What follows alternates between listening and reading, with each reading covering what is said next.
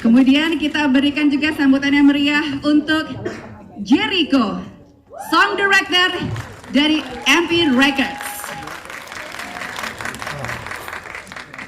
Mas Jericho, selamat datang. Kemudian kita panggilkan juga scriptwriter Lele Laila.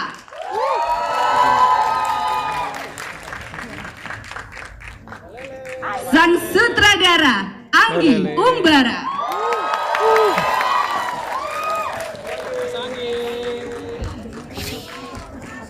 Dari jajaran para cast kita akan panggil yang memerankan Tias Ailena Fusil. Kemudian sebagai Yuri ada Lea Ciarecho.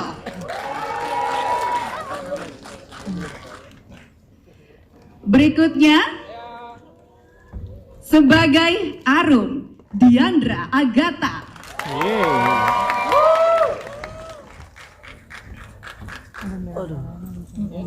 Selamat datang. Oke, kasih sambutan yang meriah juga yang memerankan Daeho Jang Hanso.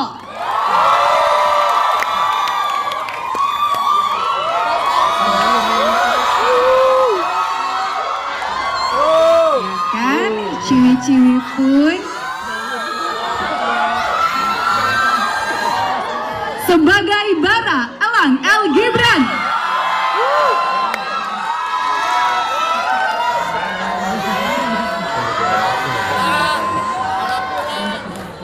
Ciwi-ciwi berkerudung merah siap-siap ya. Adit Saputra Kori.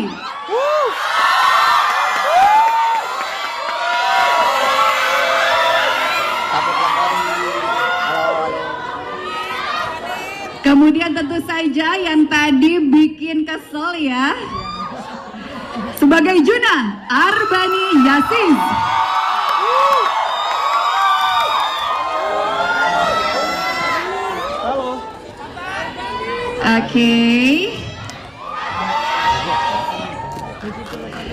Oke, sudah lebih tenang ya, detak jantung sudah mulai beraturan.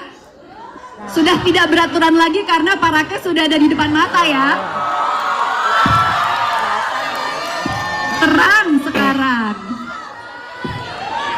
Oke, ini mungkin sebelum aku tanya ke teman-teman media, buat pemanasan dulu kita tanya, boleh ke Pak Cece, izin boleh bertanya satu pertanyaan aja. Silakan. Kalau dari saya.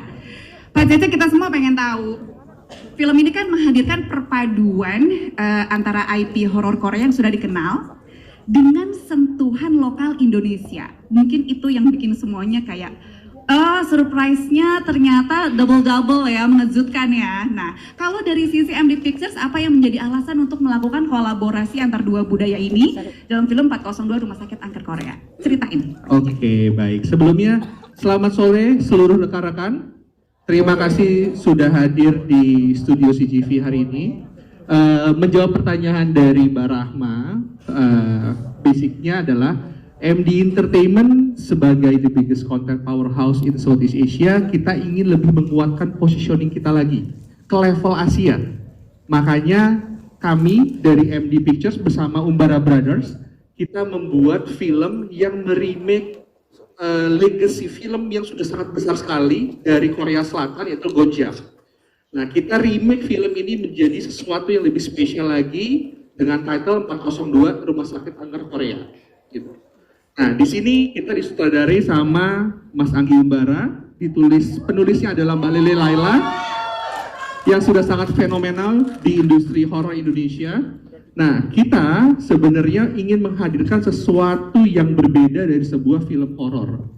Jadi kalau bicara horor itu identik salah satunya dengan Uji Nyali. Nah, ini adalah Uji Nyali yang kita upgrade levelnya menjadi sesuatu yang lebih spesial supaya penonton merasakan experience langsung dari film ini. Gitu. Makanya nanti, atau tadi rekan-rekan sudah nonton ya. Jadi rekan-rekan bisa melihat bagaimana keseruannya. Para cast itu benar-benar dipersiapkan oleh kamera. Di masing-masing tubuh castnya itu ada kamera, 2-3 kamera, total sampai 28 kamera gitu. Jadi para penonton yang menonton film ini benar-benar merasakan feel yang berbeda gitu. Dan kenapa kita mau kolaborasi dengan konten dari Korea? Karena memang konten Korea itu sangat dekat sekali dengan Indonesia. Big fansnya Korea itu banyak sekali di Indonesia. Nah, kita masuk ke Asianya via Korea dulu. Dan di sini benar-benar ada konten yang bisa menjanjikan gitu. Jadi nanti seluruh penonton di Indonesia kita ajak merasakan feel-nya gimana caranya mereka merasa seperti para cast-nya ini ketika menghadapi tantangan uji nyali di Rumah Sakit Yungwon di Korea itu. Gitu. Jadi ini sesuatu yang sangat spesial yang berbeda, sebuah inovasi dari sebuah film horor di Indonesia. Gitu. Demikian Mbak Rahma. Siap. Oke, ini berhubung saya dapat bisikan-bisikan titipan ilahi berupa pertanyaan yang sudah dipersiapkan rupanya oleh teman-teman media, katanya udah pada nggak sabar pengen nanya. Nggak apa-apa, kita langsung buka pertanyaan ke media ya. Boleh. Boleh ya. Oke, silakan, siapa yang mau bertanya duluan? Silakan.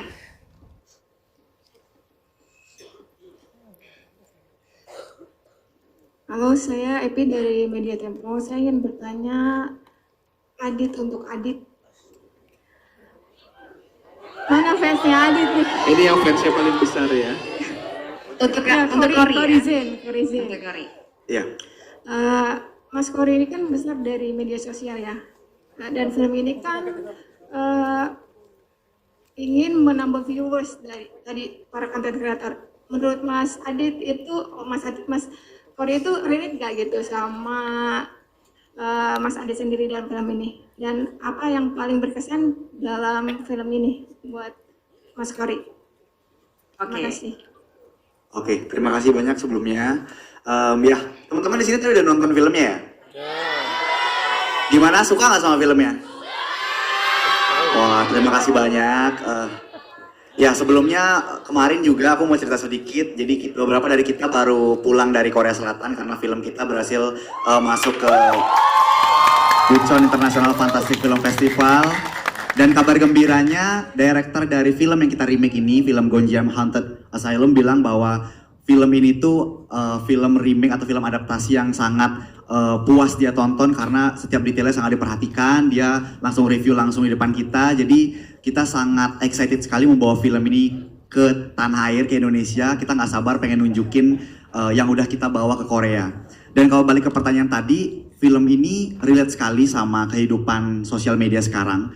Kalau misalnya untuk saya sendiri, pastinya banyak pertimbangan untuk melakukan hal di sosial media untuk mendapatkan views, untuk tujuan dapetin views itu apa, pasti tentu ada poin-poin tertentu untuk melakukan hal itu. Tapi kalau misalnya melihat secara garis besar, di kehidupan sosial media sekarang itu banyak orang-orang yang bersosial media hanya untuk mendapatkan validasi. Haus validasi bukan hanya untuk mendapatkan materi. Jadi dari film ini banyak sekali hal-hal itu yang relate karena mungkin kalian tadi udah lihat di sana banyak kata-katanya hanya untuk konten, hanya untuk konten, hanya untuk konten. Itu pastinya kita bisa lihat sendiri di beberapa platform sosial media, banyak orang yang melakukan hal-hal gila yang mungkin bagi orang wajar tuh kayak ngapain sih ngelakuin hal kayak gitu cuma demi views gitu.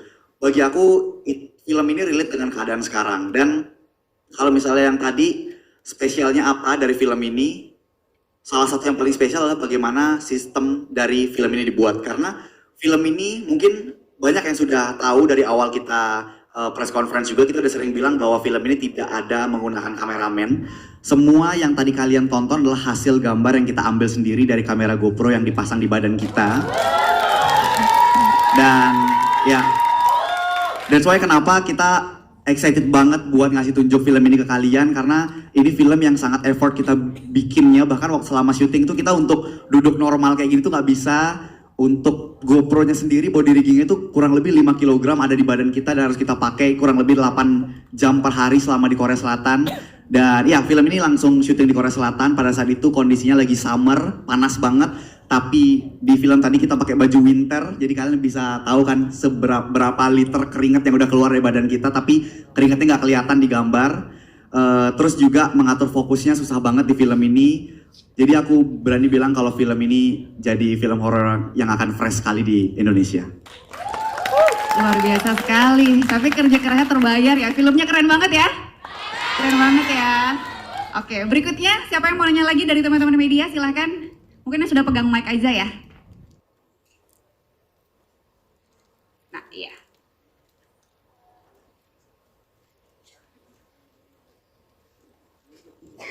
Cek. Oke, perkenalkan saya Gloria. Mau bertanya untuk Kak Hansol. Dari media mana? Dari Good Work. Oke. Mau bertanya untuk Kak Hansol. Untuk pertanyaannya, apakah pengalaman dan pengetahuan Hansol tentang Korea ikut membantu saat memerankan Daewoo? Dan bagaimana rasanya menjalani syuting film pertamanya di negara asal sendiri? Oke, terima kasih untuk pertanyaannya. Kalau menurut saya sendiri, saya ketika pertama ikut dalam proyek ini, saya langsung mikir gimana caranya aspek-aspek Korea yang ada di dalam film ini terkesan sangat Korea, bukan Korea yang dibuat, namun Korea yang sebenarnya. Jadi waktu ditonton oleh sutradara aslinya pun, saya yakin sutradaranya merasa, oh ya ini benar mirip sama Korea. Mungkin ada beberapa sentuhan yang mungkin ya sedikit nggak se-Korea mungkin, tapi bisa dibilang orang-orang Korea nonton film ini mereka bisa menikmati, mereka bisa merasakan, oh ini natural banget Koreanya, adegan-adegan Koreanya juga sangat benar-benar masuk ke dalam setiap aspeknya. Ada beberapa adegan yang juga menunjukkan keseharian Korea. Jadi peran saya sih, saya berusaha sebisa mungkin untuk menunjukkan Korea yang normal, bukan Korea yang dibuat-buat ataupun Korea yang berlebihan. Dan di luar itu, di setiap hari rekaman pun saya juga, kalau misalnya para cast lain ada kesalahan, misalnya kok ini panas, ya bantu menjelaskan itu memang di Korea itu panasnya karena kondisinya seperti ini. Dan juga menurut saya berusaha menjembatani, dan terkesan dari hasil yang kita lihat dan juga yang udah dilihat, sepertinya sih lumayan memuaskan kalau saya lihat seperti itu. Ya. Terima kasih. Seru juga ya, jadi kamu nggak cuma acting tapi berusaha jadi tour guide juga ya? Ya, Jelas sepertinya kan, ya. Iya nggak? Iya. Oke, terima kasih banyak. Berikutnya, mungkin boleh di sisi-sisi yang berbeda teman-teman supaya adil kasih mic-nya. Oh, dari arah belakang ya, silahkan. Selamat sore, nama gue Matias dari kapanlagi.com. Pengen tanya buat Arbani gitu. Arbani kayaknya habis film ini juga banyak yang kesel sama lu, Arbani. Kayaknya. Jujur iya. Hati-hati Mas Yas, kamu diserang ya, di sini fansnya banyak. Ya kan, tapi artinya. Oke. Kan. Tenangkan diri Anda sebentar ya, silakan Mas Yas dilanjutkan. Tapi kan mungkin itu artinya adalah lu sukses gitu memenangkan Betul. Juna gitu ya. Tepuk tangan dulu dong. Nah, yang gue pengen tanya gimana proses kreatifnya gitu, lo menjadi seorang Juna yang terobsesi sama angka, terus egonya besar banget gitu sebagai seorang leader, itu gimana proses kreatifnya? Terus yang kedua, di sini kan lo banyak terlihat di dalam tenda gitu sendiri tanpa cast lain kan. Nah itu seperti apa sih tantangannya ketika lo harus berakting tapi tidak langsung berhadapan dengan cast lain gitu. Oke, terima kasih. Terima kasih banyak Mas pertanyaannya. Terima kasih juga atas tadi komennya tentang Juna ya. Jujur saya juga kesal sama Juna. Tapi kalau nggak ada Juna, nggak ada ini 402 kayaknya. Iya dong, bener dong. Oke, kalau proses kreatifnya, untungnya di sini saya punya teman baru, Cory, dan juga ada Hansol yang memang dia berasal dari influencer dan YouTubers ya, content creator. Jadi saya juga banyak nanya sama mereka, views tuh atau konten tuh berpengaruh apa sih? Kenapa harus dikejar seperti sebegitunya gitu loh? Kenapa nggak ada cara-cara lain atau kayak apa yang dilakukan Juna nih sebenarnya di real life tuh bisa terjadi nggak sih? Dan mereka kasih pendapat supaya gue juga bisa mendapatkan motivasi yang sama seperti Juna yang ada di naskah gitu. Terus kalau tadi proses syutingnya benar sekali, saya banyakkan di tenda main sendiri. Lucunya nih kita syutingnya barengan tapi lebih banyak mereka barengan, gue sendirian itu. Nggak fairnya saat mereka syuting adegan-adegan yang kita berantem lewat HT segala macamnya, gue ikut mancing. Gue datang ke lokasi buat mancing lewat HT gitu. Gue liatin monitor bareng Mas Anggi di ruangannya, terus kita langsung beradu acting lewat HT gitu. Nah pas giliran gue syuting di tenda, mereka libur. Mereka nggak nemenin gue. gitu. Jadi gue ditinggal sendirian, gue bolak-balik ke monitor nanya reaksi-reaksi mereka seperti apa, jadi gue liatin satu-satu baru take, seperti itu sih. Cuman ya balik lagi itu salah satu keseruan dan challenge baru di judul ini gitu. Ya, kita tepuk tangan dulu dong. Susah loh acting jadi orang ngeselin tuh, bener nggak? Ada Badi? Kayaknya emang saya ngeselin juga sih. Oh gitu. Aduh, malah ngaku. Oke. Ada lagi yang ingin bertanya? Masih banyak ini ya. Kayak 2 malam kita nih. Mana? Boleh tolong teman-teman distribusikan mic-nya? Udah ada yang pegang mic? Ya, Itu dia. gimana lu geser lu? Halo, selamat sore semua. Saya Hana dari Grid ID. Mau tanya pertama untuk Mbak Lele. Di sini kan kita lihat ini ya Mbak, karakter dari si konten kreatornya itu ada penambahan kalau dibandingin sama Gonjiam. Mungkin ada alasan khususnya. Kedua, buat Diandra sama buat Lea. Kalian kan di sini jadi adik kakak ya. Cara bangun chemistry-nya gimana sih biar terlihat seperti adik kakak sungguhan dan membangun emosinya gimana? Makasih. Oke, terima kasih. Silakan Mbak Lele dulu.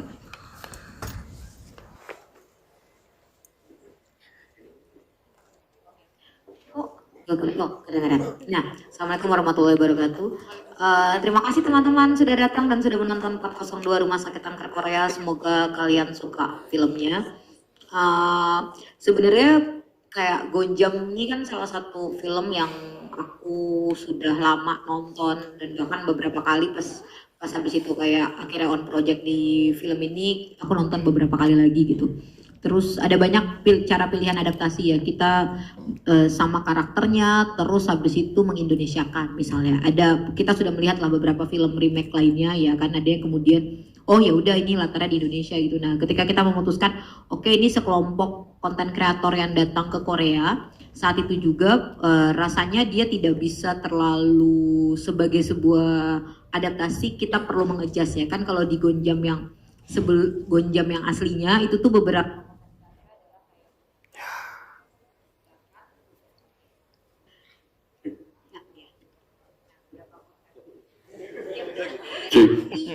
Wah, goib nih. Bentar.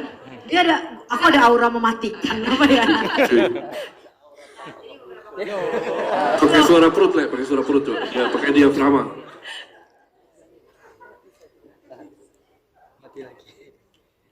Ya, oke. Nah, terus jadi kayak beberapa konten kreator tuh undangan, nah, tapi kita nggak bisa melakukan itu. Jadi yang aku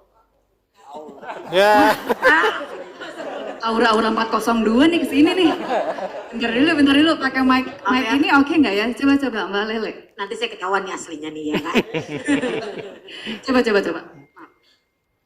Oke. Kayaknya ada yang matiin dari jauh ya. CKW.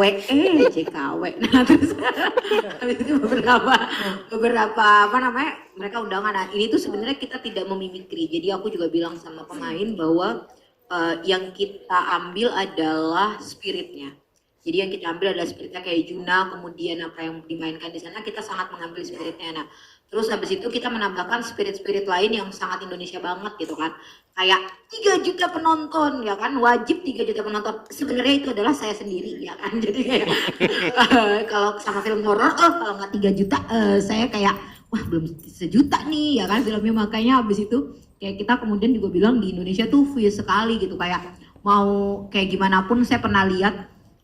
Saya tumbuh dengan film-film horor yang kayak kita harus bikin konten, terus pernah ada orang kesurupan gitu, terus si orang kontennya tuh bahkan nggak bantuin tuh orang kesurupan, malah konten gitu kan. Jadi kayak kesurupannya nanti, kesurupan adalah konten. Nah itu kan kita sering melihat itu gitu, jadi akhirnya kita memasukkan hal-hal yang juga kita ambil dan kita serap di Indonesia gitu, tanpa kita menghilangkan si karakteristik yang sudah dibangun di film sebelumnya. Nah, itu dia makanya terasa lebih bikin deg-deg juga mendebarkan karena dekat ya dengan kita ya. Berikutnya buat Soul Sister, silakan. Ya, betul. Sebelumnya terima kasih banyak atas pertanyaannya. Terima kasih juga atas apresiasi dari chemistry kita berdua. Sebetulnya sebelum jawab pertanyaan itu, aku secara pribadi juga mau ucapin terima kasih banyak untuk adikku, partnerku di sini. Sebetulnya chemistry itu terbangun kalau aku pribadi, aku merasanya karena kita berdua sama-sama punya kesadaran untuk sama-sama buka hati sih, untuk bisa lebih dekat dan bisa bangun chemistry biar bisa kasih dinamika yang menarik gitu di hubungan kita, di kelompok kita yang ikut penelusuran ke sana. Mungkin ditambahin sama Lea?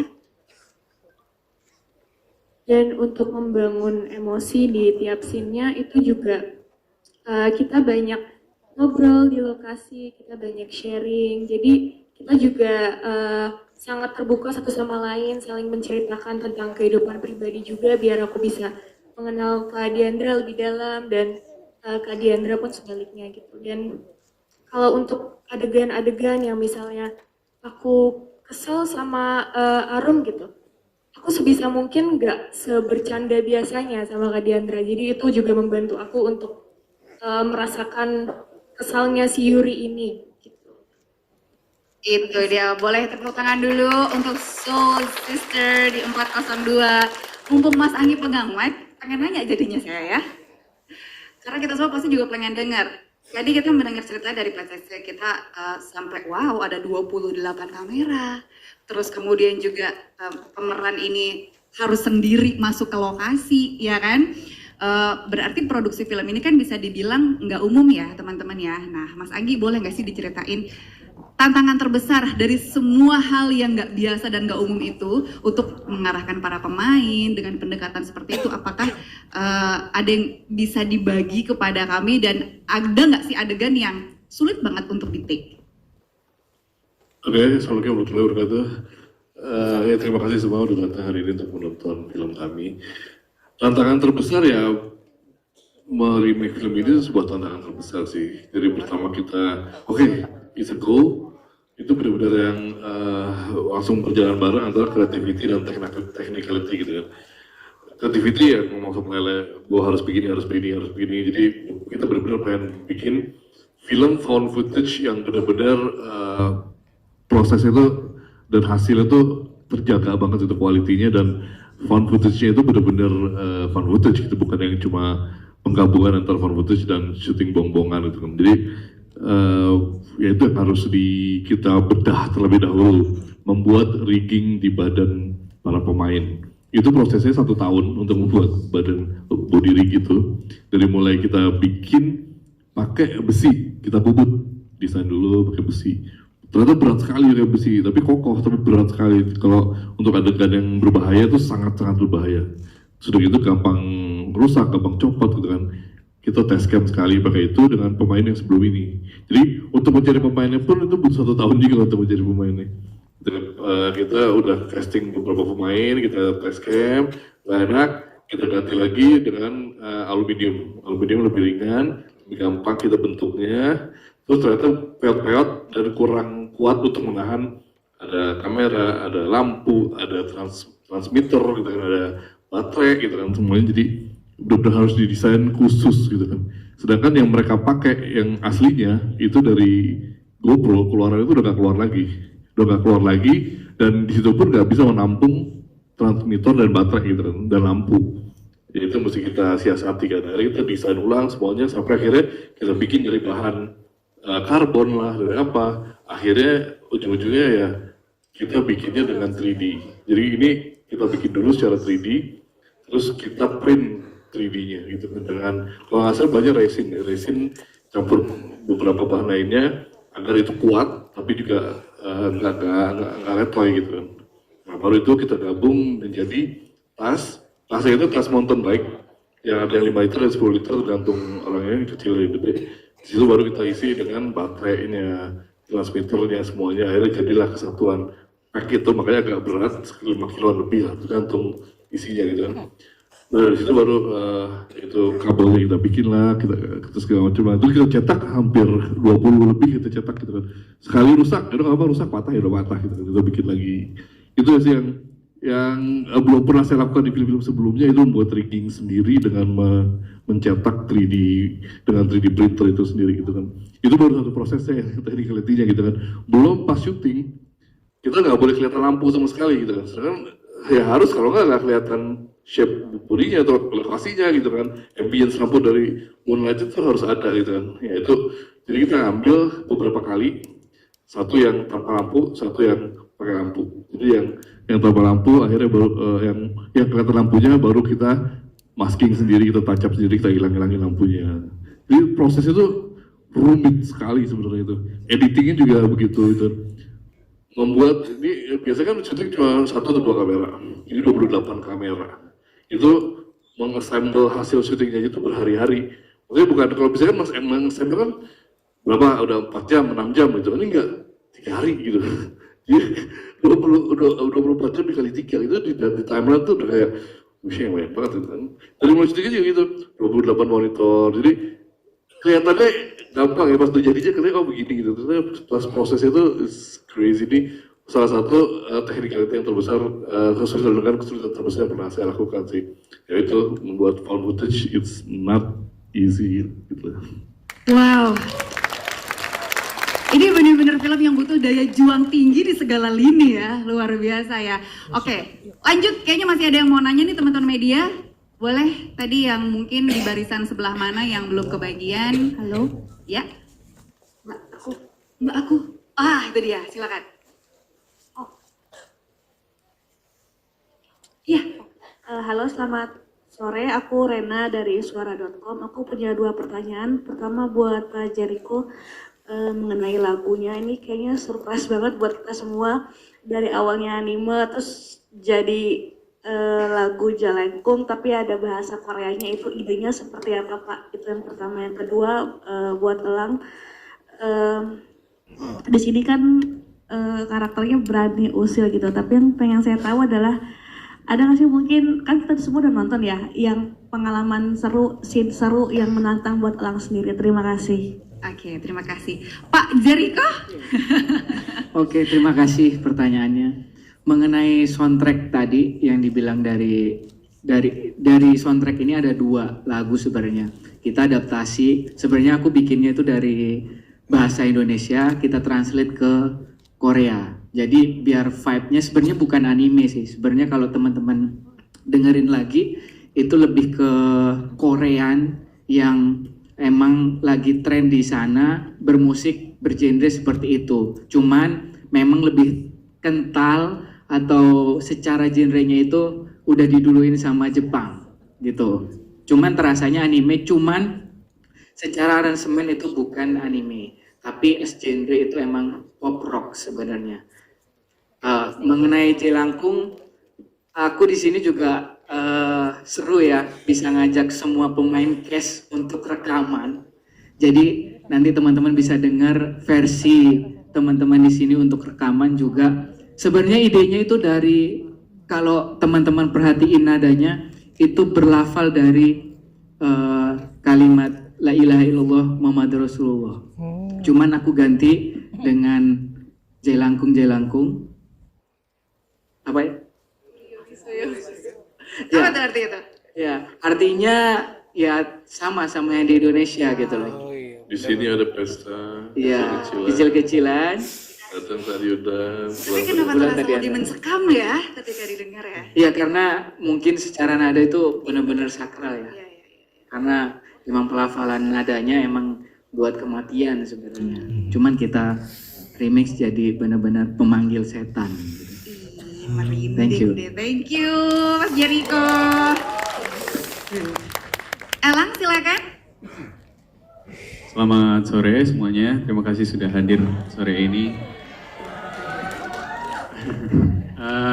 Pengalaman seru di film ini tuh banyak banget, apalagi syutingnya di Korea dan ini pertama kaliku dan teman-teman juga syuting found footage gitu. Jadi setiap kali take tuh selalu seru karena kami juga dikasih ruang bebas sama Pak Anggi juga. Jadi misalkan run through gitu, ada 4-5 scene gitu. Bener-bener kayak kita lagi penelusuran di gedung terbengkalai rumah hantu beneran gitu. Jadi setiap scene tuh selalu menarik, dan apalagi waktu kita scene jalan-jalan tuh, ya kita jalan-jalan beneran, disuruh improve, jajan-jajan beneran, ngerespon ada orang di jalan ngerespon beneran. Jadi Kalau suruh pilih satu momen yang paling seru tuh lumayan susah karena terlalu banyak momen seru di film ini. Begitu. Terima kasih pertanyaannya. Terima kasih banyak, Alang.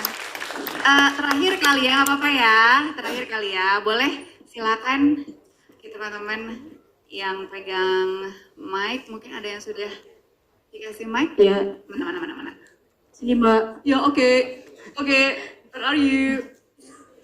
Oke, silakan. Diri dong diri. Halo, selamat sore. Saya Sarah dari Media Lasabet ID. Ada beberapa pertanyaan. Yang pertama mungkin buat tadi adegan pembacaan mantra Jalangkung ya. Itu dirimu juga kan kalau salah pertama kali juga main horor ya. Nah tiba-tiba juga langsung melakukan adegan ini. Itu prosesnya gimana dan perasaan kamu sendiri gimana? Dan terus untuk all cast mungkin ya. Ini phone footage dari awal kita ketemu press con yang pertama pun bilang ditinggal lah bahasanya di lokasi gitu. Nah itu kan pengalaman baru. Nah kalian sendiri dan ini horor, perasaan kalian gimana sih? Ada deg-degan terus kayak itu secara tidak langsung rumah sakit asli yang sudah terbengkalai, hutan pula gitu, ditinggal sama Mas Anggi itu gimana? Terus buat Mas Anggi, saya penasaran tadi ngelihat dari sinematografi kita. Tahu sinematografi yang biasa Mas Anggi kasih di film-filmnya Mas Anggi itu kita mungkin hafal ya yang biasa nonton dan saya juga penonton film Korea. Tadi ada sedikit sinematografi yang membawa khas Korea itu ada masukan dari orang Korea yang mungkin kerjasama di film ini atau Mas Anggi kayaknya ini cocok deh buat film ini dari untuk membawa Koreanya itu juga dalam filmnya. Terima kasih. Terima kasih banyak. Silakan. Mas Sarah, makasih pertanyaannya. Untuk scene Jelangkung itu emang scene yang cukup besar buat aku sendiri untuk karakter Tias. Dan fun fact itu day one shooting kita itu kayaknya scene kedua of day one. Jadi emang waktu itu aku deg-degan banget karena kita juga secara overall juga masih ngeraba lah cara shooting dengan format found footage seperti itu. Dan untuk kesurupannya sendiri, aku banyak diskusi sama Pak Anggi sih. Ini mau kesurupannya kayak gimana karena di film ini dan di film Gonjem ada adegan kesurupan yang sangat ikonik yang diperankan oleh Yuri kan kalian lihat tadi. Jadi untuk diskusi ini mau kesurupannya kayak gimana biar beda sama kesurupannya Yuri begitu. Dan untuk aku sendiri di momen itu cukup takut sih waktu itu karena di sini kan kalian bisa lihat aku ditinggal sama teman-teman aku ini. Aku ditinggal, jadi ada beberapa detik di mana aku di ruang itu sendiri lagi kesurupan, terus ya itu cukup menakutkan sih. Tapi alhamdulillah berjalan dengan lancar dan scene-nya jadi gong sekali. Gong ya, setuju ya? Oke, Mas Anggi. Oh boleh ya benar. Siapa nih yang mau jawab? Oke, tadi tentang gimana rasanya ditinggal sendiri syuting. Aku cuma pengen bilang coba deh kalian rasain sendiri masuk ke set itu bangunan beneran 4 lantai dan itu bangunan bekas rumah sakit ya Mbak ya. Itu bangunan bekas rumah sakit, tapi bukan rumah sakit Gonjiam, itu beda. Kita syuting tidak di daerah Gonjiam. Dan itu di remake kembali, setnya benar-benar seperti di gambar, itu setnya tidak ada CGI sama sekali, itu benar-benar setnya di set seperti itu beneran. Jadi vibes-nya benar-benar kerasa masuk di kita, terutama buat aku sendiri. Wah, aku orangnya penakut banget. Aku nonton film hantu aja pasti selalu nutup mata, bahkan film hantu aku sendiri aku tutup mata nontonnya, nggak berani. Dan ketika aku harus ditinggal sendiri, misalnya kita syuting di lantai 2, tim penyutradaraan mereka di lantai 1, nah itu jauh banget jaraknya, naik tangganya juga jauh. Jadi kita benar-benar dibantu sih sebenarnya, sisi positifnya kita dibantu jadinya. Kalau untuk takut jadi bener itu kayaknya perasaan takut beneran nih yang keluar di muka saya, mungkin teman-teman yang lain juga. Tapi ya minusnya jadi beneran takut ketika ada si hantu-hantunya beneran dimasukin. Saya mungkin udah sempat bilang sebelum saya tik sama si hantu-hantunya, saya sempat beberapa kali tiktokan dulu sama hantu-hantunya supaya bonding sedikit. Saya minta tolong ke mereka untuk gimana ya, mau suruh jangan serem-serem amat tapi harus serem. Jadi ya begitulah pokoknya. Case-case yang lain mungkin. Silakan ada yang mau nambahin? Ayo. Kalau aku sendiri yang paling itu kan adegan-adegan itu kebanyakan kita ditinggal di set seperti yang Kori bilang, dan ada kalanya Pak Agi itu nggak memberitahu kalau itu udah cut atau enggak. Kita disuruh jalan, Hansol sama Tias, kamu jalan sampai ruangan itu terus saja ya sampai cut. Harusnya udah berhenti nih, masih nggak ada, jalan lagi. Masih nggak ada cut ya, jalan lagi. Semakin gelap ruangan deh, semakin gelap. Udah masuk ruangan, masih nggak di-cut. Ya udahlah, kita coba masuk ke kamarnya. Di dalam kamar itu ternyata ada orang. Kaget kan kita. Ternyata staf yang juga sembunyi dari kita. Jadi beberapa kali kayak kita pun benar-benar dilepas tanpa diberitahu. Mungkin Pak Agi juga sengaja biar kita terkejar sama rasa takutnya dan ngerti rasanya gimana berada di tempat yang nggak kita kenal dan rasa takut kalau misalnya ada sesuatu yang muncul. Jadi ya kayak gitu kalau dari saya kayaknya. Horor beneran ya. Ada yang mau nambahin lagi? Silakan. Atau sudah? Cukup Mas Anggi kali ya? Iya memang kalau udah sering syuting mas saya memang kadang saya kasih sekitar 10% lah untuk menghadirkan is there any magic moments in the shooting in the set gitu. Jadi kadang suka pasti jadinya apa ya? Kadang suka kayak gitu juga sih gitu kan. Terus karena dapetin ekspresi-ekspresi yang nggak kita dapat sebelumnya itu menarik gitu. Karena bisa kita taruh di sana di sini. Tapi kadang juga bukan yang nggak di-cut tapi nggak kedengeran cutnya. Kadang salah HT gitu kan, HT untuk kru sama HT untuk pemain kan sama ya gitu kan, jadi cuma nomornya doang berbeda. Jadi kadang udah di-cut kayak udah cut nih, ini ngapain dia jalan terus gitu kan, gitu. Jadi pernah Kori sampai HT 4 ya kan, dia nantang gitu, kor udah stop udah nggak dapet di kayak itu jadi mukanya aja dia gini ya udah ya it happens. Dan kadang sebenarnya pada saat kita suruh jalan gitu ya, sebenarnya kan kelihatan kan kayak nggak ada siapa-siapa ya, kosong-kosong banget kan. Sebenarnya kita taruh buat safety lah di beberapa poin kita taruh kayak tadi kan anak art di ujung-ujung tuh suka ada kita taruh. Cuma mereka ngumpet biasanya pakai apa gitu kan. Jadi kalau ada apa-apa cepat diperbantukan gitu. Kalau ada yang copot atau ada yang ininya nggak kedengeran wirelessnya kenapa gitu, jadi cepet gitu. Coba kadang yang mereka ngumpet gitu kan. Nah kadang kita suka lupa kalau ada mereka gitu kan. Terus saya juga kadang kayak gitu udah keset, tuh ada yang ngomong kepala, oh iya ini gitu. Itu sering kejadian sih gitu kan. Kalau soal sinematografi, tadi emang dari awal kita emang tetap mau secara keterikatannya gitu ya, nggak terlalu lepas dari originalnya gitu kan, secara feel-nya bahwa ya ini kan aslinya kan originalnya kan Gotham Haunted Asylum is about that gitu kan. Terus sinematografinya kalau kita dari awal emang kita akan tahu bahwa akan ada yang kelihatan banget semua warna-warni dengan semua sekali alam, ada yang akan kelihatan cuma kayak hitam putih, akan ada yang kelihatan dengan infrared. Jadi kita udah bikin color palette dari semuanya gitu kan. Dan ini emang udah rapi kita buat, terus flow-nya juga kita bikin seamless gitu kan, masuk ke satu sama lain, jadi nggak terlalu patah sih gitu. Dan untuk itu sih kita nggak perlu diskusi dari tim Koreanya sih, tapi kita cuma perlu memberitahu aja untuk mereka, karena kita licensing ke mereka juga, mereka tahu apa yang kita lakukan gitu. Dan dari mereka sih nggak ada masalah dan mereka senang banget. Oh this is very good, bahkan ada merasa mendapatkan bonus lebih dari apa yang kita buat di sini gitu, dengan segala twistnya, dengan sinematografi yang berbeda, technicality-nya, dan pemain-pemainnya gitu kan. Jadi so far sih dari pihak Koreanya happy banget.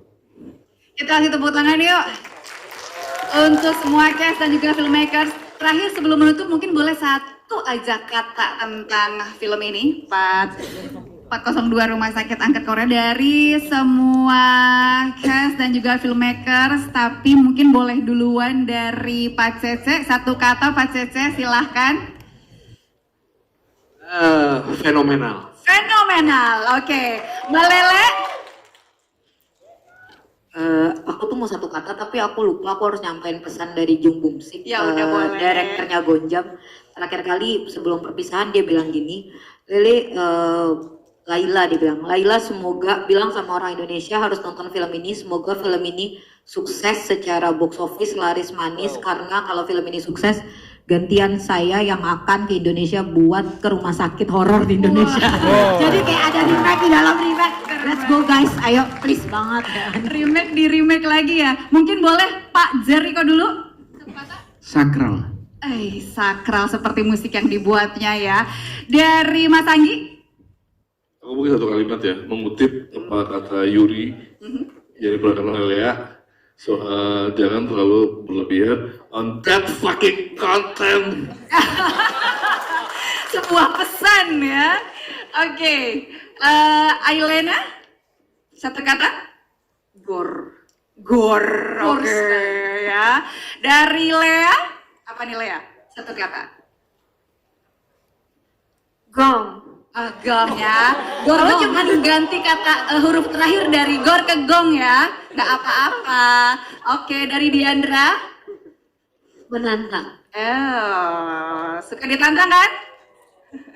Menantang. Kalau dari Cheng Hanso apa? Intens. Oke, intens. Kagak dikasih napas kita nonton film ini emang ya. Terus dari Elang. Shiba. Oh my god. Arbani sengaja terakhir biar susah mikirnya karena dia ngeselin ya kan. Dari Kori. Bifan. Bifan terbaik. Iya, harus disombongin film ini masuk Bifan. Pencapaian emang harus Susah loh pamer. masuk festival itu. Bener, setuju. Bifan. Terakhir, Arbani silahkan. Bukan satu kata, tapi 3 juta penonton. Wow.